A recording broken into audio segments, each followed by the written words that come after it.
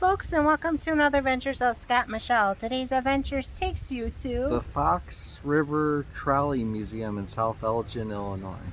So join us on another one of our adventures as we take you to a train museum here in South Elgin.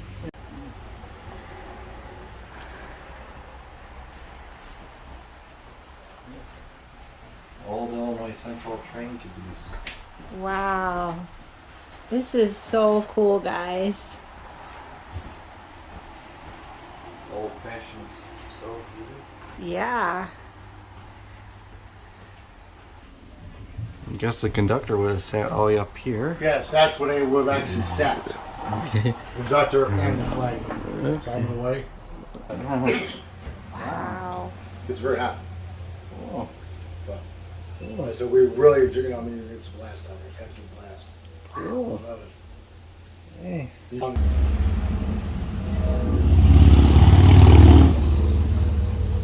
Here comes the train, guys.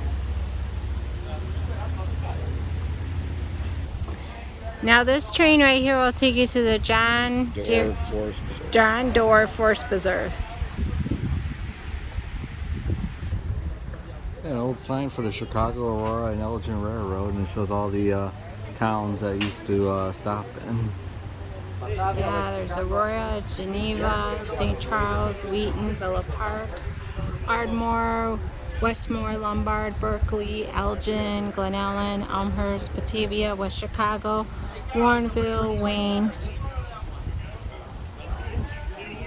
Lombard, the Templar Park, Berkeley, Glenwood Park. Yeah. And also had other stops, other connecting services and stops on the west side. Yeah, that's pretty neat. It says this museum's been here since 1961. Driven by here a number of times, so this is our very first time here. 51.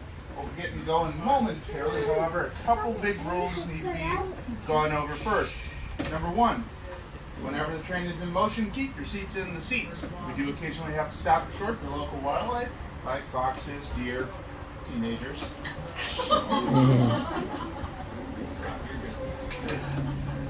So we don't want you guys flying around like lotto balls in here, so please keep your seats in the seats.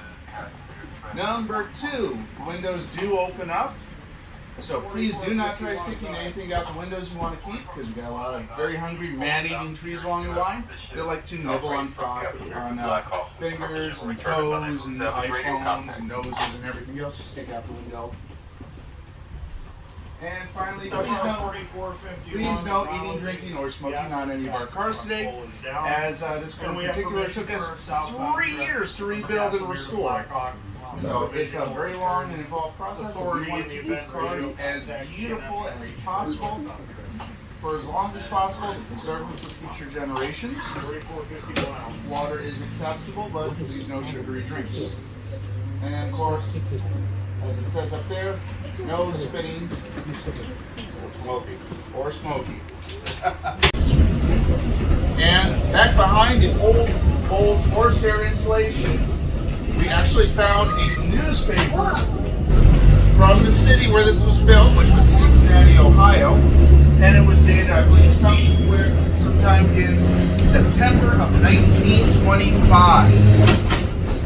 It was originally built to run on the south side of Chicago as part of what was then the South Side Rapid Transit Company, which actually owned the oldest segment of the Chicago Elevated, the Green Line down on the south end.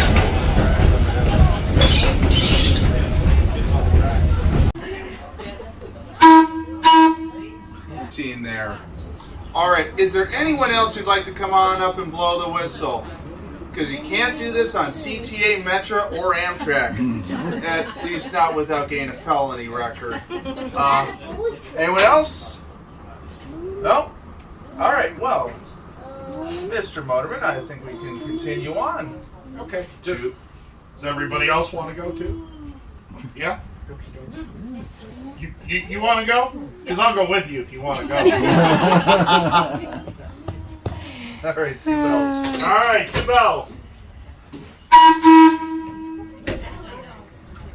Now the tracks that we're on today, folks, actually date back to the mid-1890s. And the bridge we're actually going under was built by the Illinois Central in the mid-1880s. And this stop here in Coleman was incredibly important to the lives of the people here in the valley.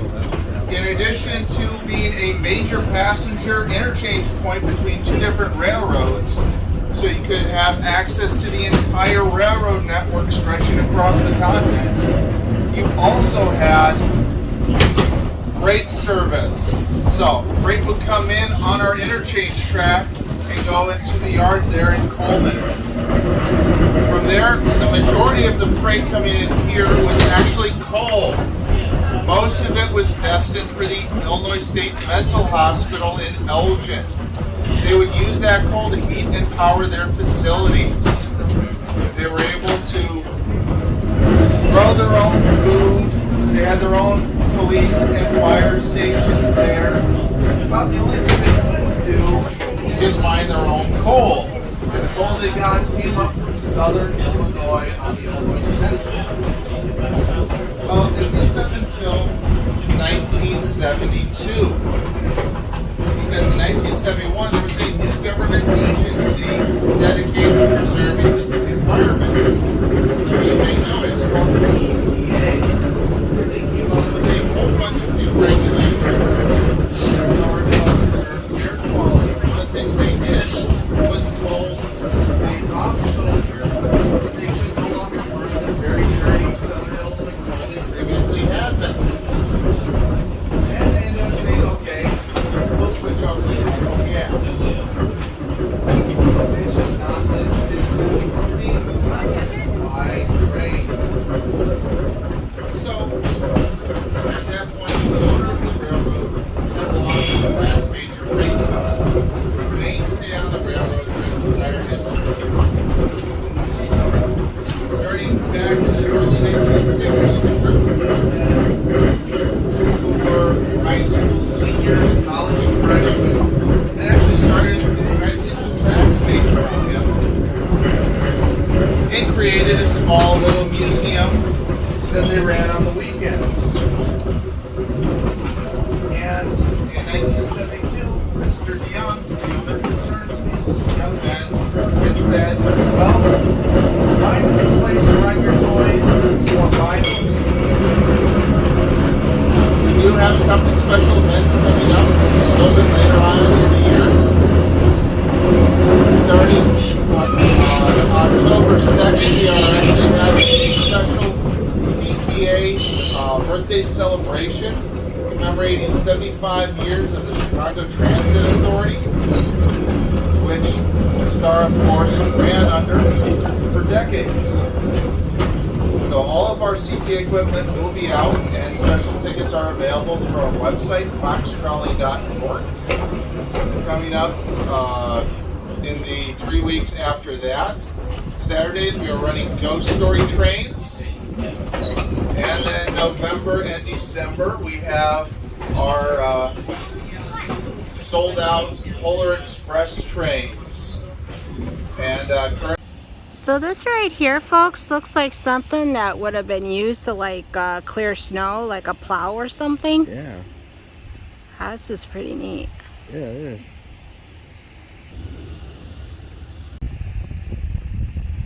These right here are just some really old CTA train cars.